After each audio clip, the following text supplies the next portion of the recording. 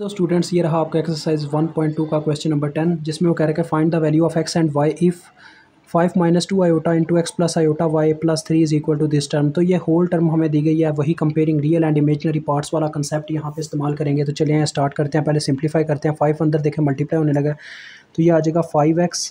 जब 5 इससे मल्टीप्लाई होगा तो ये आ जाएगा 5y आयोटा। फिर ये -2 आयोटा इससे मल्टीप्लाई हुआ तो ये आ गया -2x आयोटा।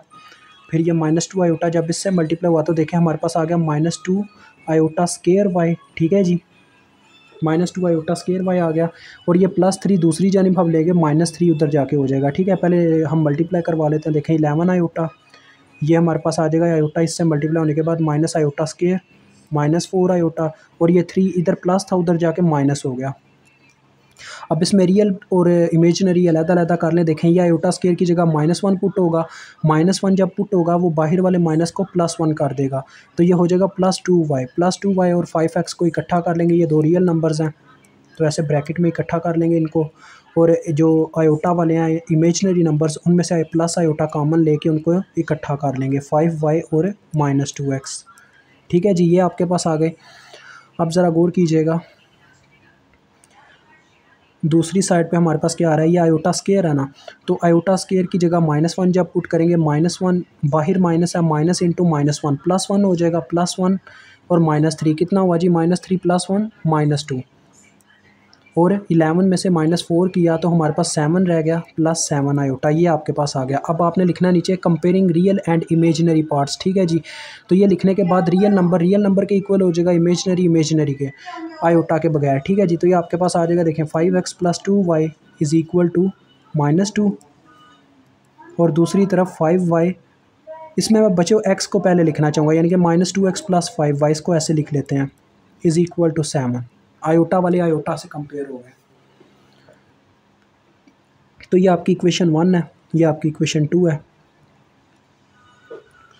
अब हम क्या करते हैं, देखें हम इक्वेशन 2 को बच्चों 5 से मल्टीप्लाई देके इक्वेशन 1 में जमा कर देते हैं, ताकि x से कट जाएगा। फिर वो वैसे दोनों को मल्टीप्लाई करवाना पड़ेगा, वो तो है।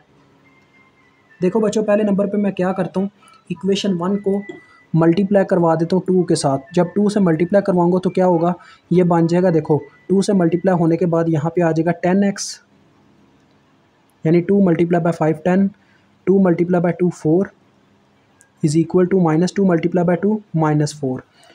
हम यहाँ पे लिख देते हैं कि इसको हमने मल्टीप्लाई करवाया, मल्टीप्लाइंग बाय 2, हमने इसको 2 से मल्टीप्लाई करवाया इक्वेशन 1 को। ठीक है जी, ये हमने उसको कह दिया। अब हमने इक्वेशन नीचे कहना है मल्टीप्लाइंग इक्वेशन 2 बाय 5 के साथ हम इक्वेशन 2 को अब मल्टीप्लाई करने लगे हैं। तो देखो 5 के साथ इसको मैं मल्टीप्लाई करूं तो क्या आ जाएगा, 5 × -2 -10, यहाँ पे आ जाएगा -10।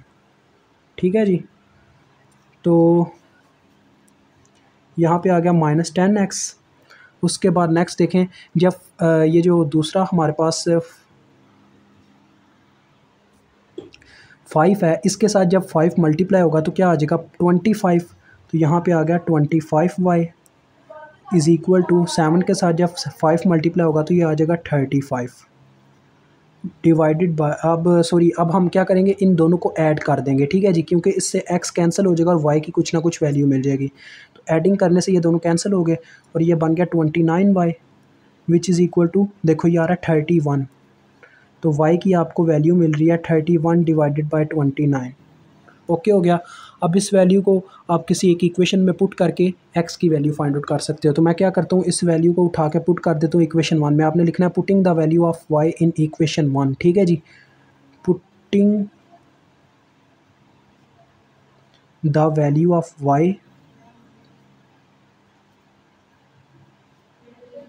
इन इक्वेशन 1। ये फ़िक्रा बच्चों आपने लिख लेना यहाँ पे, इसके बाद यानी इस स्टेप के बाद।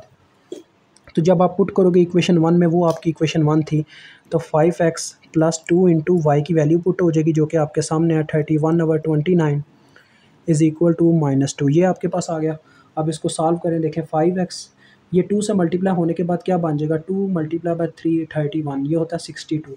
तो 62/29 देखो यहाँ पे है प्लस 62/29, उधर जाके हो जाएगा -2 था ये, और ये उधर जाके माइनस में हो गया -62/29। यानी मैंने बच्चों इसको मल्टीप्लाई करने के बाद उधर ले गया तो वो माइनस में हो गया उसका साइन। ये 5x है। अब इसको बच्चों कैलकुलेटर पे सॉल्व कर लेंगे, क्या बनता है, -2 -62/29। तो ये देखें कि जब मैंने इसे कैलकुलेटर पे पुट किया है तो मुझे ये मिल रहा है -120/29, -120/29, ये आपके पास आ गया। अब देखें x यहाँ पे रह जाएगा, 5 यहाँ पे मल्टीप्लाई हो रहा है, उधर जाके डिवाइड हो जाएगा, तो ये आ जाएगा -120 divided by 29 multiply by with 5, यानी 5 बटे में आ गए इस साइड पे। तो ये देखो अब हम इसको सॉल्व करके देखते हैं अब क्या मिलता है, -120 डिवाइडेड बाई 29 मल्टीप्लाई बाई 5। तो देखें ये आपका आंसर आ रहा है -24/29। ये आपके पास x की वैल्यू आ गई और यहाँ पे आपका ये क्वेश्चन सॉल्व होता है। मुझे उम्मीद आपको समझ आ गई होगी। खुदा हाफिज़।